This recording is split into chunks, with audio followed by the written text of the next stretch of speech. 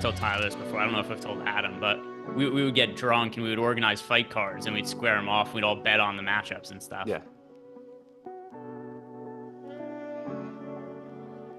What is going on, everybody? It is time for the Stokastic MLB Strategy Show. Do me a favor as you come in. Like the video, subscribe to the YouTube channel. Apparently, we're going to have music playing in the background the entire time, like we're sitting on an elevator, Tyler. My bad.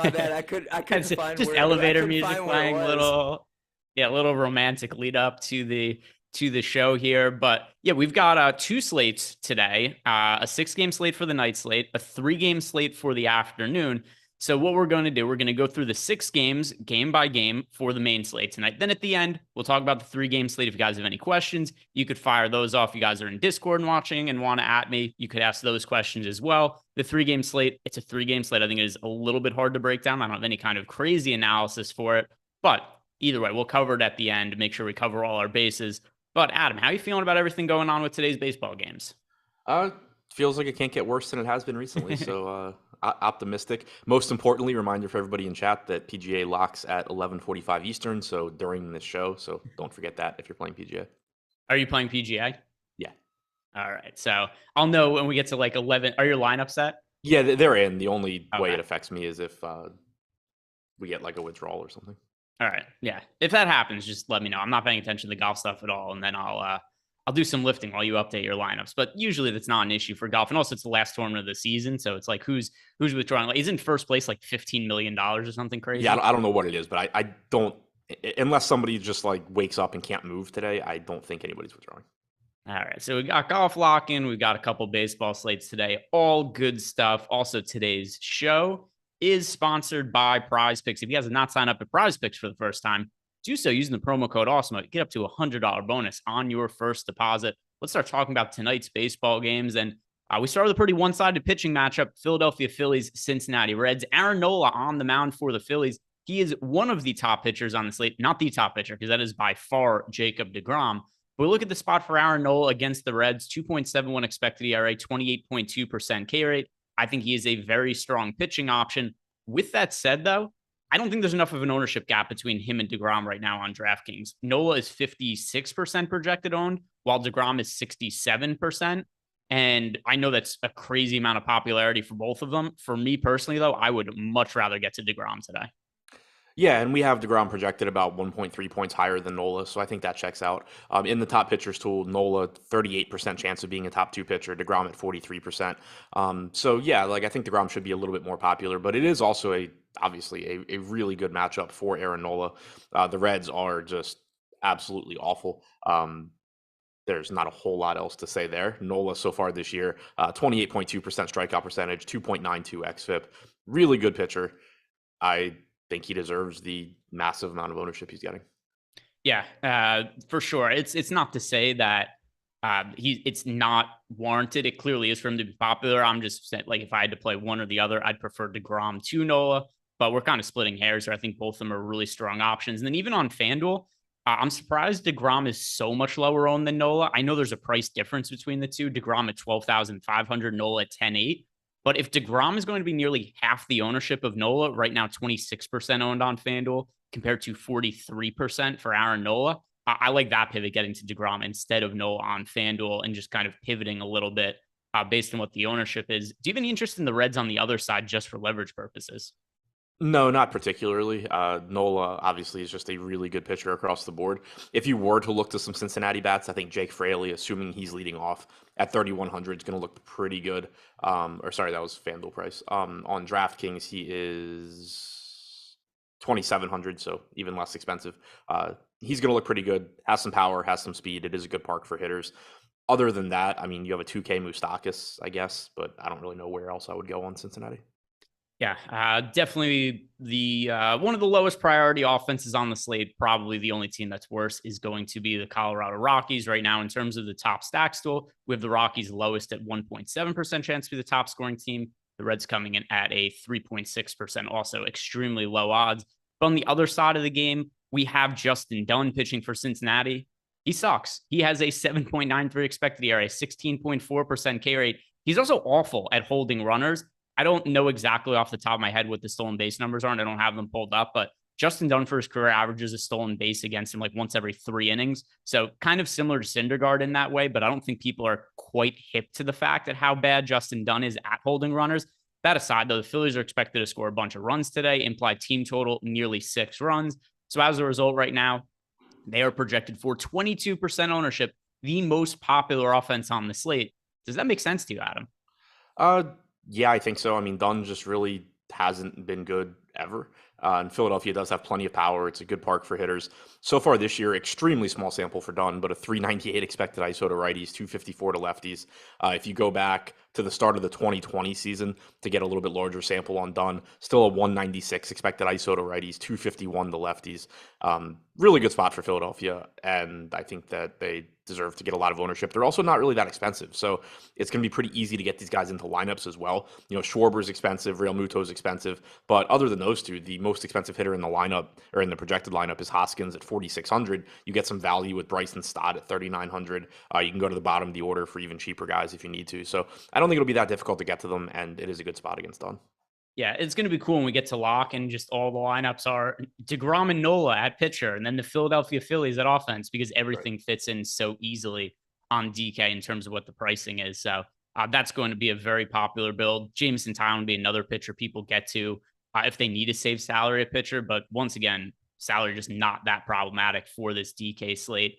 The next game to talk about, the Chicago White Sox against the Baltimore Orioles. And I want to start by talking about Lance Lynn going up against Baltimore because I was pretty low on Lance Lynn coming into the season, and he also struggled for a little while, but he's starting to look a little bit better from multiple standpoints. The strikeouts are up. He's not getting lit up anymore, and the velocity has come back up. So one of the biggest red flags to me about Lance Lynn being 35 years old, coming off knee surgery, is when he first came off the injured list, he was throwing 92 miles per hour, which is way down from what we saw from the last few years. His fastball velocity is right back to where it's been in recent years, and the results have been much better as well. So I think that Lance Lynn is a pretty good looking option in tournaments for today. I feel better about him being closer to what he was in previous years. In addition to that, 7,800 on DK, he's only projected for 13% ownership. Over on FanDuel, he's a little more expensive at $9,100, but projected for 4% ownership. It's hard to find contrarian pitchers to like in large field tournaments for the smaller slate. I think Lance Lynn is one of them, though. Yeah, I agree with you. He's still a pretty good pitcher. 3.4 xFIP this year. My computer screen just froze. So okay, there we go. 3.4 xFIP.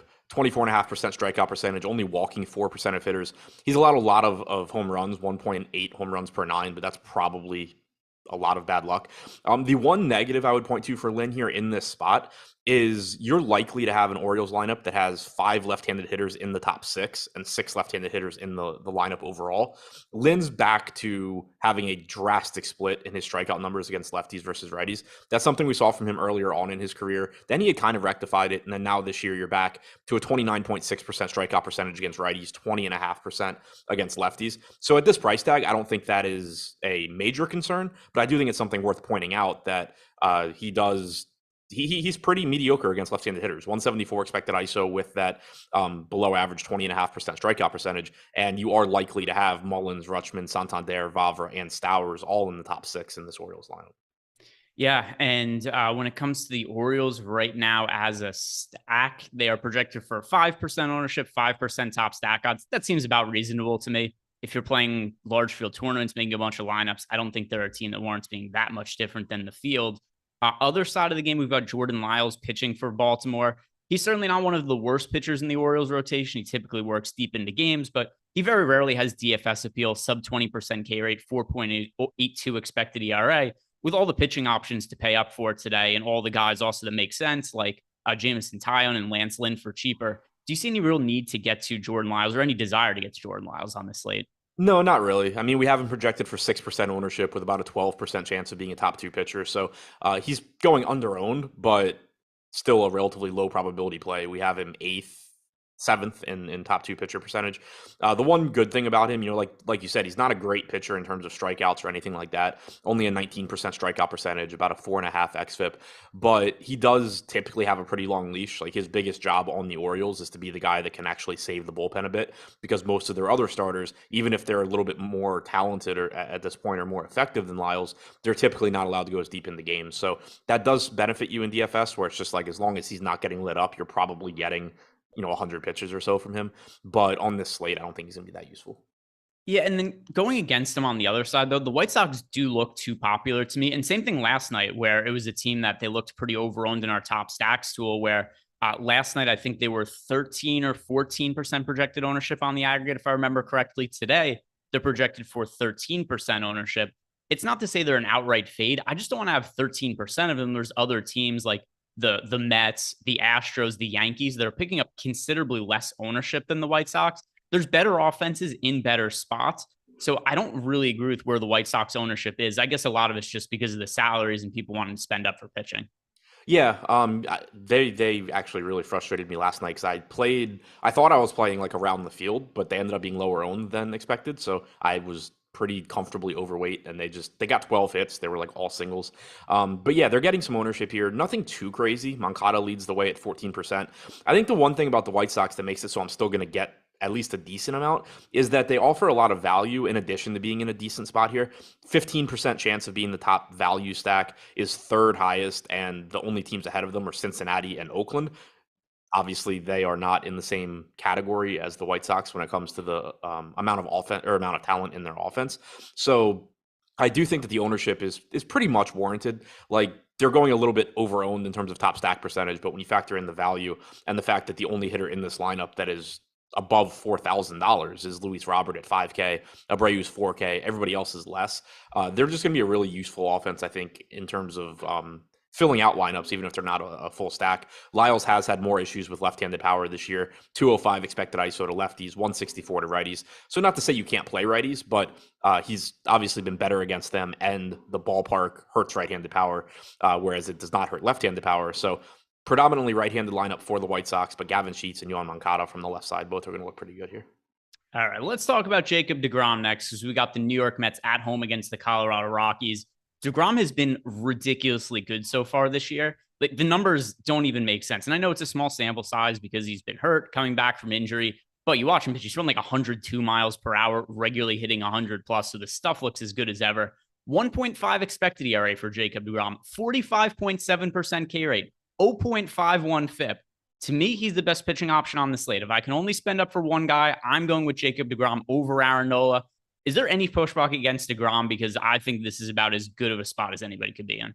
No, I'm right there with you. And on top of that, we got 95 pitches from him in 6 2/3 innings against the Braves last time out. That had been the only sticking point on deGrom, was how exactly are the Mets going to handle him? Because, coming back from injury, he threw 59 pitches, then he threw 76, then he threw 76 again, was taken out after 6 innings. So it was kind of just like, all right, how long are they going to put some sort of like artificial leash on him and just like, pray that he makes it to the postseason healthy?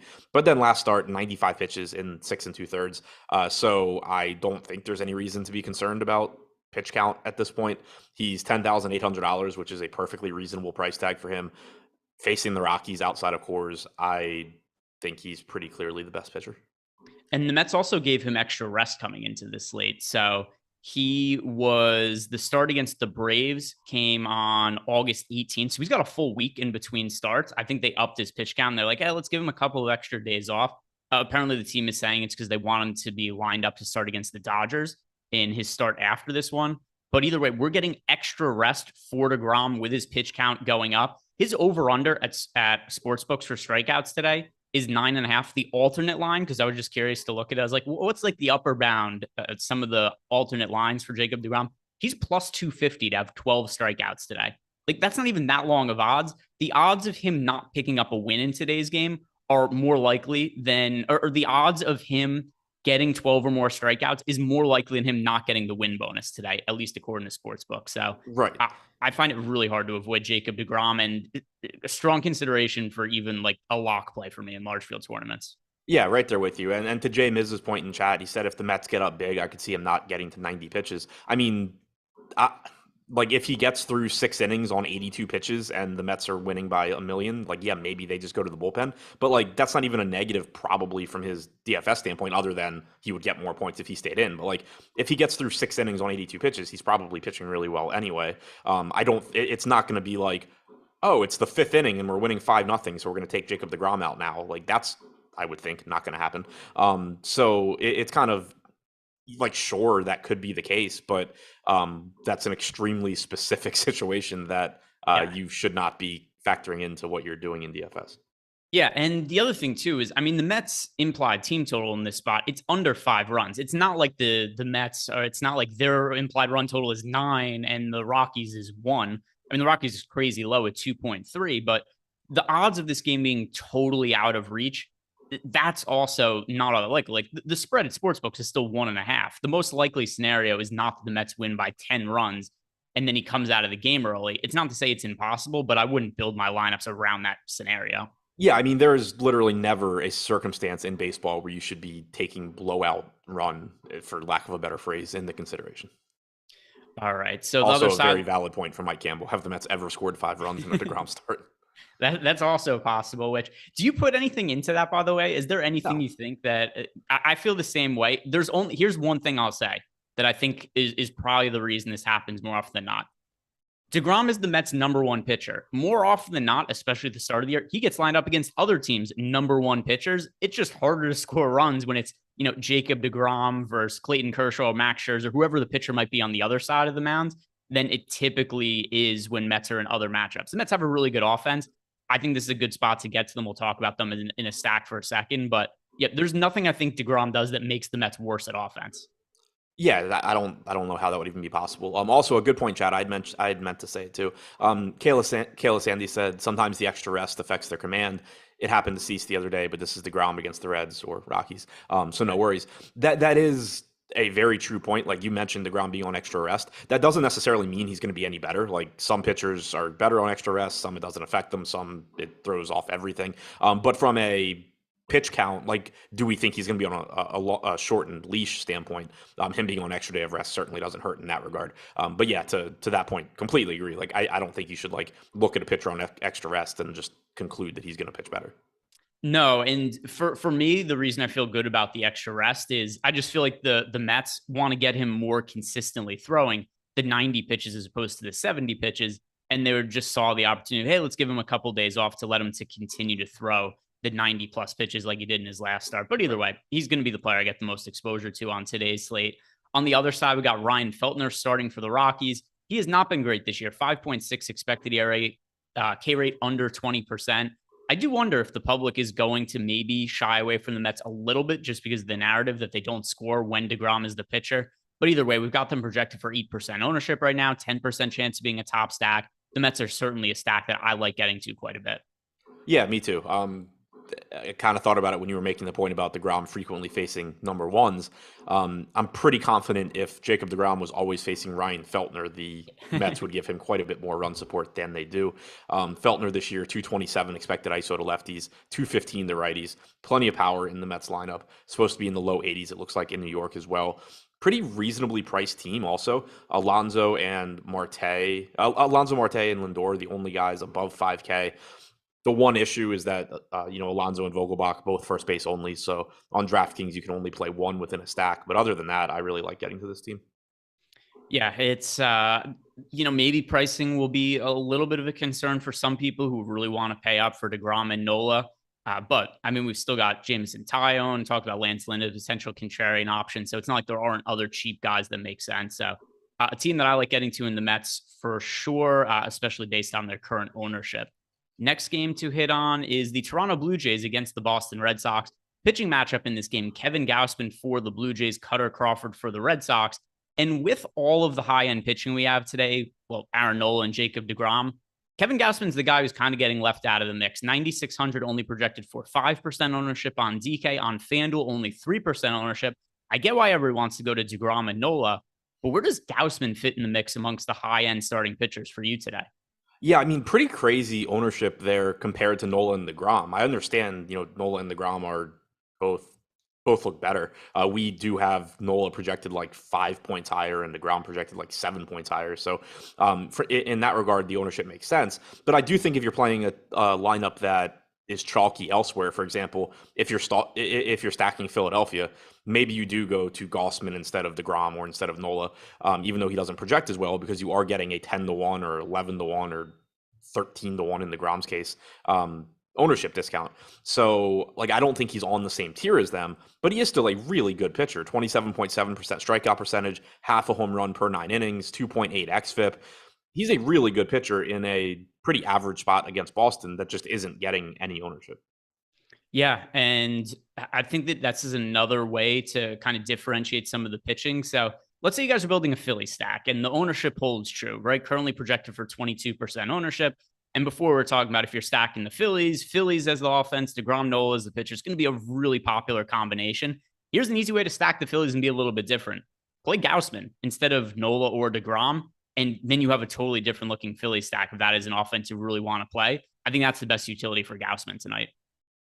Yeah, agreed. That's how I see it. Like, I don't think I get a lot of Gausman exposure in general, but I do think within specific lineups, it can be a pretty useful piece because I don't even want to say he has the same ceiling as DeGrom, but it's, range of outcomes is similar.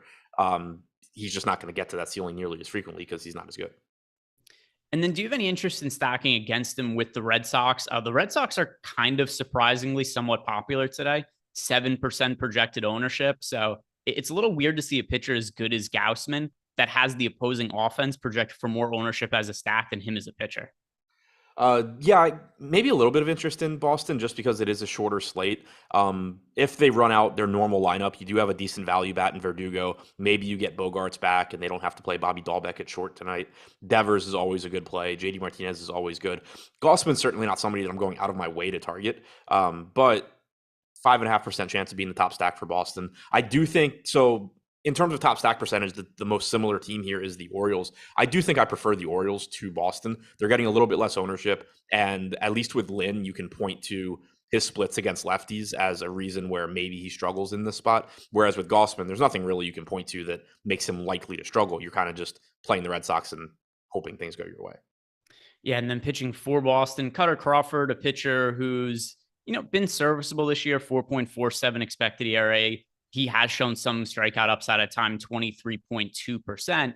I have to strongly prefer the Blue Jays side of this game, though. They currently have the top stack odds of any team for us on the slate on both DraftKings and FanDuel. So I do think this is a team who, at least based on the current ownership, I like getting to them. We've got them projected for 15% ownership, but 18% top stack odds, which that's quite a bit higher than where the Phillies are right now, higher than where the Yankees are. Do you agree that the Blue Jays top stack odds should be where they are at right now? I think they should be probably lower than Philadelphia, just because Cutter Crawford's not as bad as Justin Dunn. Philadelphia's got a 5.8 implied run total. Toronto's at 5.1. So yeah, I mean, I don't totally agree with that, but I do agree that Toronto's in a good spot. Crawford this year has done a good job limiting power to righties. 134 expected ISO there, 242 to lefties, 20.4% strikeout percentage to righties compared to 27% against lefties. So kind of weird splits there. And for Toronto, that you're talking basically just about nothing but right-handed power. But the reason that I still think it's a pretty good spot, even though Crawford has been able to limit right-handed power overall this year, is you're just talking about a bunch of above-average right-handed hitters. So when you talk about what Crawford's been able to do against righties, you're talking about every righty he's faced, and the vast majority of them are worse than George Springer, Guerrero, Kirk, the guys that are in this Toronto lineup. So still a very high upside spot for them. And then any interest in getting to Cutter Crawford for you on tonight's slate, just given the fact that it's a small slate and he is at least cheap? No. Yeah. I don't think it's going to be necessary. We've seen this with a bunch of pitchers, and I was talking about this with Neil last night. I can't remember which pitcher this was in reference to, but I was saying to him that you and I have had a lot of shows we've done in the morning as of late where it's like, oh, look, this guy is 6,100 or 7,000. And just based on the projections, it might seem like they're going under-owned because Cutter Crawford's only projected for 1% ownership. And I think we both agree that his odds of being a top scoring pitcher, probably a little bit higher than 1%. Then ultimately I make the lineups and the salary saving just becomes unnecessary. That's probably where Cutter Crawford falls in on this slate. Yeah, it's just, does he have a better than 1% chance of being a top 2 pitcher? Sure. But it goes back to, you're not building lineups just like trying to get all of the most under-owned players in terms of, like dividing their top 2 pitcher percentage by their ownership. You're trying to make the most likely lineups to succeed that you can, while not having, the most popular lineup, imaginable. That's really all you're trying to do. Like if you could just play all of your highest projected lineups every day and not worry about, and everybody else was going to play bad lineups, you would just play those. Like, you're not just trying to find guys that are 1% owned across the board. So typically, even though he is going under owned, when you start to balance out the lineups that you're playing and account for, projection and chances of success, he's just such a low probability play that he's still not typically going to show up. Yeah, that's where I'm at with him as well. But let's move on here. 2 games left to talk about. But first, if you guys want access to all of the tools we have over at Stokastic, the top pitchers tool, the top stacks tool that we were just referring to, the top batters tool, find the odds of each individual hitter to be the top scoring hitter at their position, you want to sign up for the Stokastic Plus Platinum membership. And if you do it right now using the promo code MLB Strategy Show, all one word, all capital letters, you're going to get 50% off on your first week of subscription. So you get everything you need. You also get access to our Discord channel, so you could go bother me. And Tyler, you are totally freaking out right now. Your whole screen started going staticky. Just caught the corner of my eye. I'm like a squirrel, right? A dog seeing a squirrel, just catch it out of the corner of my eye. I can't stop. But anyway, back to the ad read. So do you see it too, Adam? Yeah, that's wild. So anyway, we've got all the tools you need over at Stokastic, and we've got our Discord channel where if you want to at me like Seth does on shows now and just wants to know any kinds of crazy questions, or if you just want actual baseball advice, you could always add us in the Discord channel. Another perk that you get to our platinum membership over at Stokastic. So once again, that promo code is MLB Strategy Show. All one word, all capital letters. Stop guessing, start winning. Join Stokastic Plus today. All right, 2 more games to hit on. The next one, the Houston Astros at home against the Minnesota Twins. Luis Garcia this year, very serviceable pitcher, 3.5 expected ERA, 25% K rate. I don't know how much I'm going to need to get to him on this slate, though. The matchup against the Minnesota Twins, I don't think is crazy difficult, but I do think it's harder than a lot of the other matchups top pitchers have, like Aaron Nola against the Reds or Jacob deGrom against the Rockies. And a point that you frequently bring up when it comes to Luis Garcia, Adam, is that this isn't a pitcher who's regularly throwing over 100 pitches, which does cap his upside a little bit. Yeah, he has been throwing a bit more recently. Like, he's thrown at least 97 pitches in 4 of his last 5 starts, including 108 5 starts ago. So not quite the same leash he was on earlier this year. You are getting a bit of a salary discount as well, which is why I think he is getting that 16% ownership. But I don't think he's in the same ballpark as deGrom and Nola either. And I think hitter pricing is soft enough. You're probably going to be able to get to those guys pretty much as you want to. I do think also, like when we talked about Gossman's 5% ownership before, we were basically comparing him to deGrom and Nola, since those are the 2 guys getting all the ownership that are a little bit more expensive. But I don't really think that Luis Garcia should be 3 times as popular as Kevin Gossman just because he's $800 less expensive. So that is one spot where I think maybe pivoting some of that Luis Garcia to Gossman. Like, when we talked about deGrom and Nola, you do have a 5-point projection advantage for Nola, 7 points for deGrom, only 1 point for Garcia, and he's getting 3 times the ownership. Yeah, and by the way, just because somebody followed up on this, Mr. Nice Guy looked it up. The point that we were talking about deGrom this year, so the pitchers that he's faced on the other side of deGrom this year, Max Fried, the Mets only scored 2 runs in that start. Strider, they put up 5 runs. Nola, they put up 1 run. But then the one start they had where deGrom went up against a shitty pitcher, they scored 9 runs against Anibal Sanchez. So it's, when they've gone up against bad pitchers, it's still like, hey, they could score runs against them. But then the other point being like, hey, Nola's an ace, or deGrom's an ace.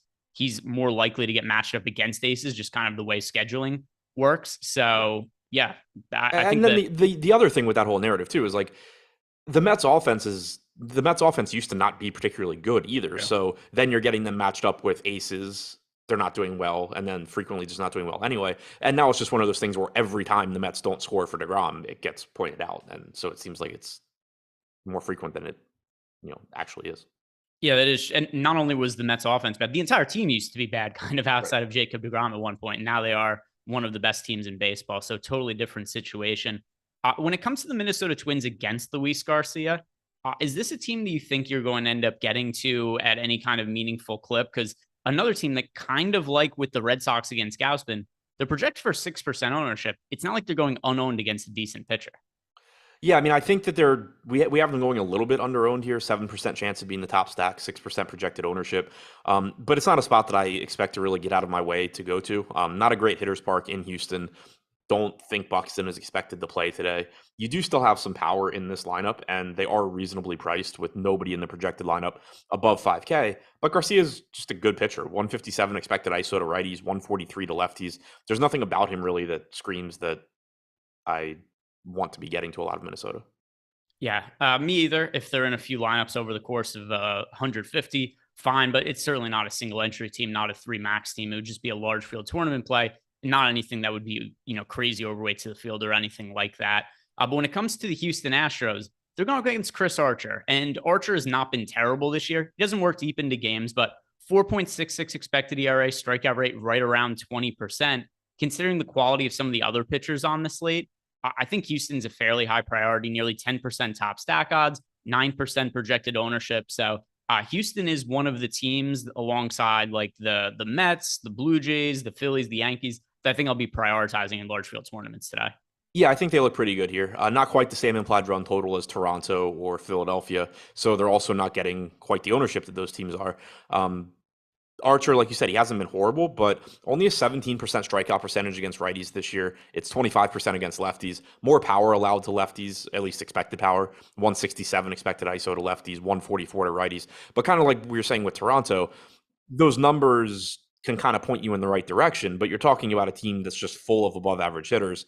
So you shouldn't draw the conclusion that like Archer is particularly likely to go out there and shut them down. And the fact that they're getting less ownership than those other offenses makes them look pretty good.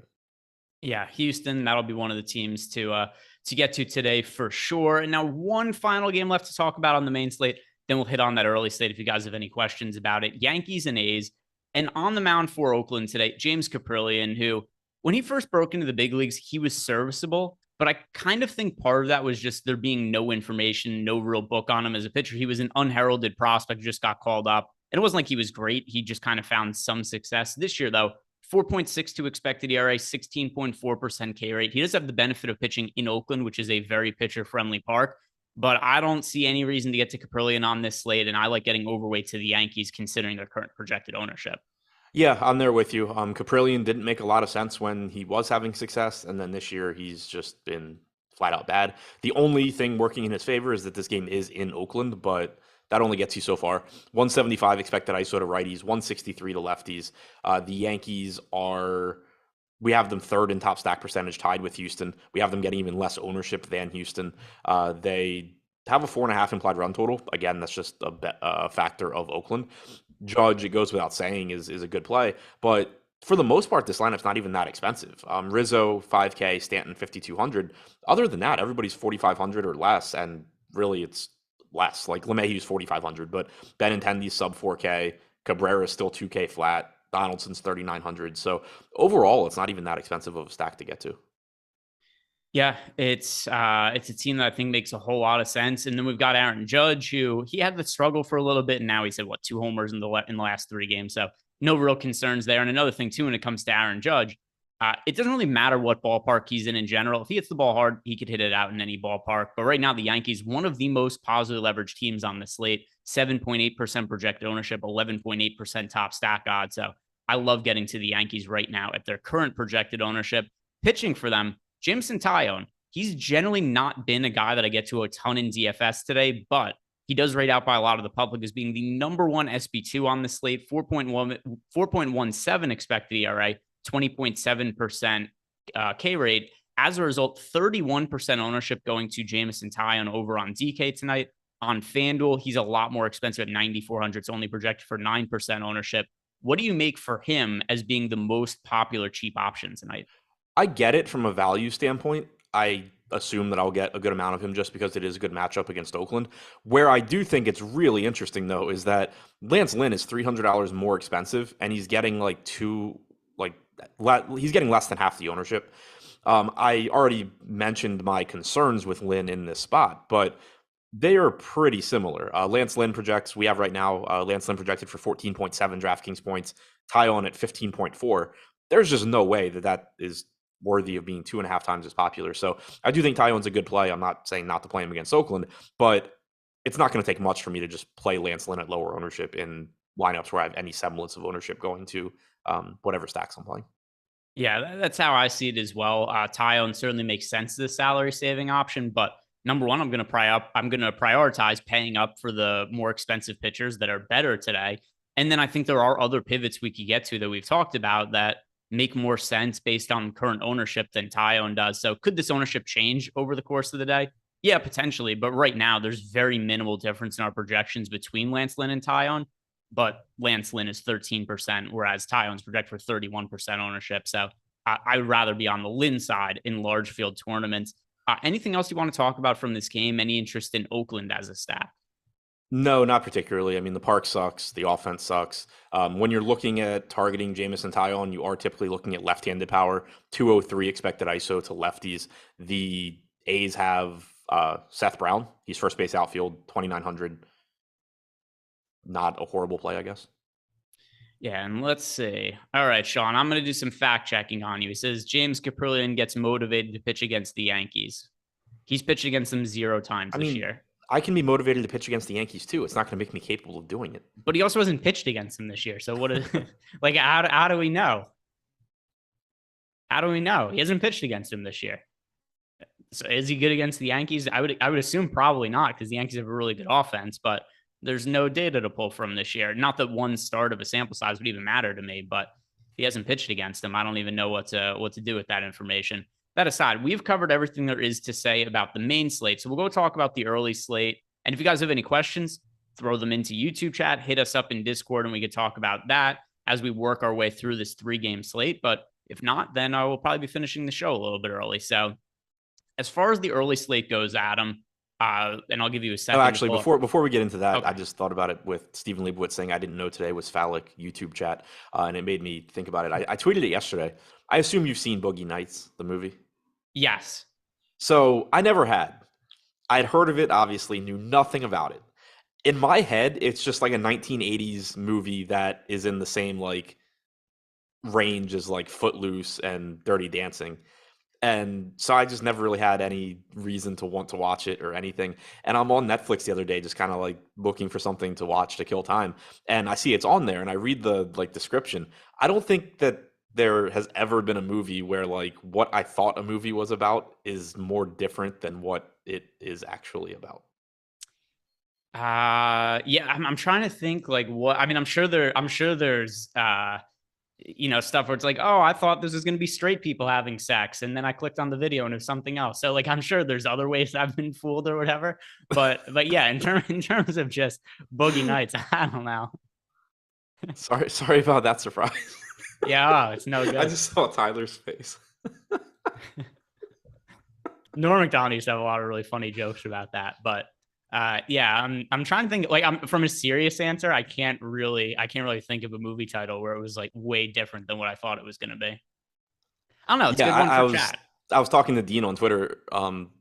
I kind of wish I hadn't read the description. Like if I hadn't read the description, I just wouldn't have watched it. So like this would have never happened. But I wish I just hadn't read the description and just started watching it and it's been sitting there like, okay, so like when do they get to like the dancing part? Like this doesn't seem like the movie I thought I was watching. Yeah, for me, it's just like 45 minutes and it's like, where are the ladies? When are they going to show up? So it's whatever. We've all had different experiences with our movie going habits. And Tyler's camera is totally freaking out in the background. The entire thing is static. He's changing colors. All right, let's hit on this early slate. I've got some of the projections pulled up here for the early slate. And let's start by talking about the pitching, which is really not great. The pitchers that we have to talk about for the early slate: Tristan McKenzie, Patrick Sandoval, Drew Rasmussen, Marcus Stroman, Marco Gonzalez, Dakota Hudson. Not exactly a killer lineup of pitchers. McKenzie's clearly the best overall pitcher from a talent standpoint on the slate, but he also has one of the more difficult matchups on the road against Seattle. So we've got him projected for nearly 50% ownership, Rasmussen nearly 50% ownership, Sandoval around 40%. Who do you think are the highest priority pitchers for this 3-gamer? So I think, actually, let me sort by slate in the projections. McKenzie, I mean, the spot's scary against Seattle, but Only a 3-game slate. It is a good pitcher's park. So I think he's certainly up there. Patrick Sandoval, decent spot against Tampa Bay. Again, a good pitcher's park, though, and a pretty cheap price tag. And then Rasmussen against the Angels at 7,900. I think the field's pretty much got it correct with those three guys. Right now, we have Sandoval actually projected slightly ahead of McKenzie slightly ahead of Rasmussen, and then Rasmussen third, and then a nice drop off to Marcus Stroman. So I do think it's those three pitchers. Given their salaries, I think Rasmussen I probably get to a little bit more. Yeah. So something else too. Have you seen the Angels lineup? I have not. Mike Trout is not in it, so that is another big benefit to. All right. Well, no takebacks for Sean V. He already said he's locking Mike Trout because he hits cutter as well. Oh, here he goes. He's gonna watch him hit a pinch hit grand slam or something Right. now. But I think that is something that puts Rasmussen over the top for me. He's also pitched much better as of late than he was earlier in the season. But the most important point here is that you're getting him against an Angels lineup that doesn't have their best hitter in it. So his numbers this year, 2.82 expected ERA, 3.65 expected ERA. And then also if I just sort his numbers by some of the splits where he had some struggles early on in the season, not anything that was really pronounced, but since the All-Star break, Rasmussen, a 2.05 FIP, his strikeout rate 22.4% compared to 20.8% in the first half of the year. Based on his salary, he's the highest priority pitcher for me. And then I would just be mixing in like Tristan McKenzie, Patrick Sandoval. The other pitchers are much lower priorities for me. It's hard for me to make a strong case for Stroman, Gonzalez, or Dakota Hudson, especially when you consider that they're all still popular. Like it's not like we're getting a 5% owned Stroman or Gonzalez. Stroman still project for 28% ownership, Gonzalez at 25%. So I would really try to just focus on the McKenzie, Sandoval, and Rasmussen as pitching options. Yeah, that's how I see it as well. Like on a 3-game slate, I'm not opposed to taking pitchers that I don't really want to take, but I just don't really think that like Stroman is that close to Rasmussen in terms of upside, especially when you factor in the matchups as well. I would think I would rather just play a 48% Rasmussen than a 30% Stroman.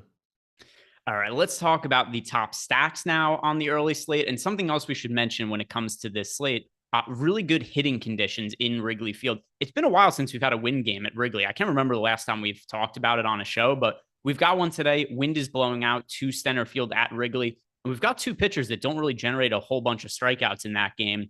So Dakota Hudson, Marcus Stroman on the mound for the Cardinals and the Cubs. With that in mind, I think those are the two best offenses to get to, mostly just because of the wind at Wrigley, and we know how much that could influence homers.